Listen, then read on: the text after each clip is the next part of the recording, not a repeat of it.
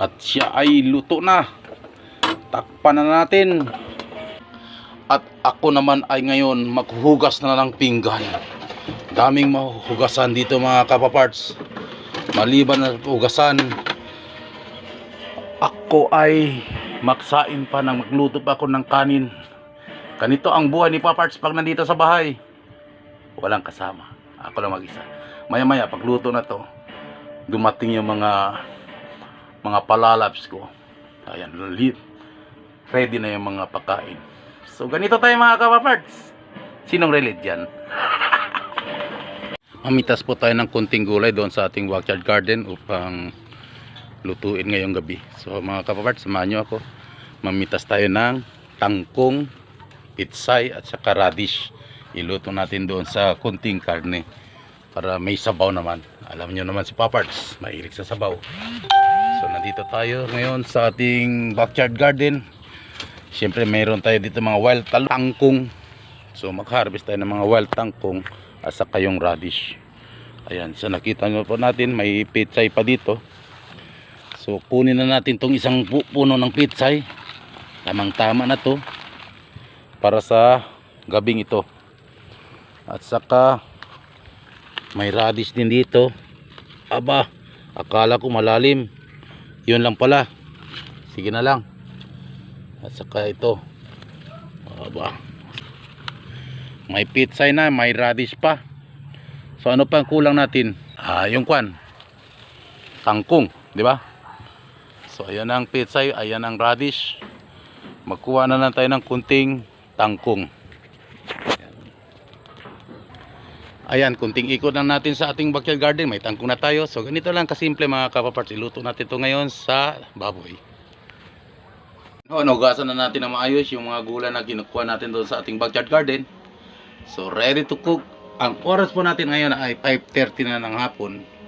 At ako ay mag-umpisa na magluluto para may pagkain doon sa aking mga alaga.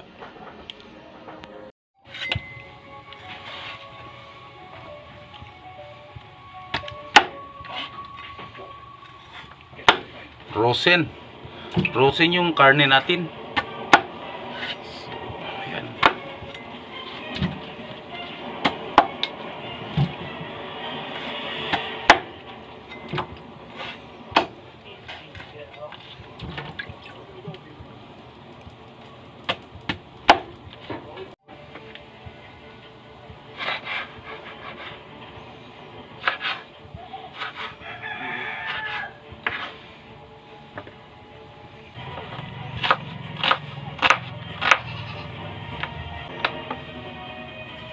Luya.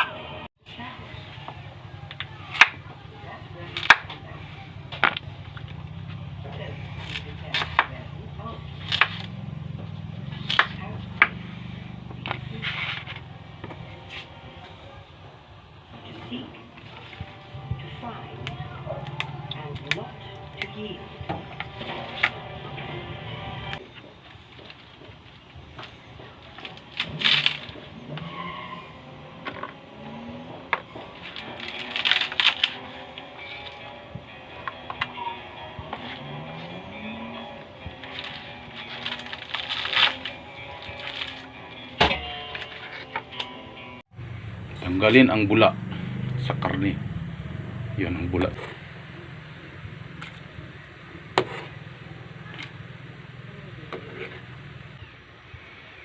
So oras na para ilunok yung mga sangkap. At nandito na po ang mga sangkap na dapat ilunod dyan. So ayan, umpisa na natin. Habang masyadong kumukulo. Ayan,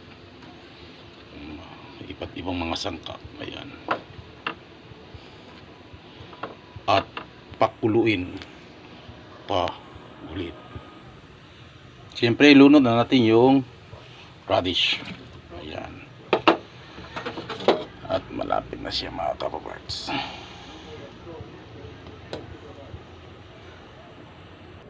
At siyempre unahin natin ilunod ang puno ng pechay para una itong lalambot. Ayan.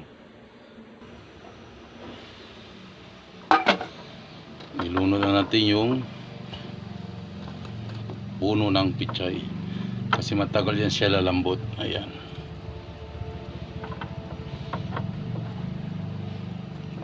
Ayan. Then pakuloy. Ngayon isusunod na po natin ang tangkong. Ayan.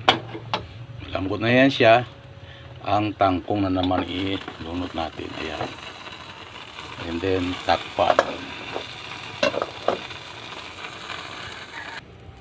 And lastly, ilunod natin yung dahon ng pitsay. Ayan. Lahat po ay galing lang sa backyard garden. Kapag may tinatanim, may aanihin.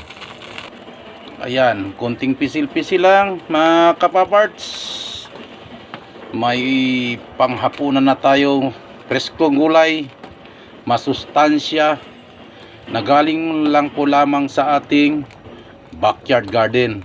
Overloaded sa gulay. Ayan, magsabaw tabay. Igong na po tagsabaw ni Ani.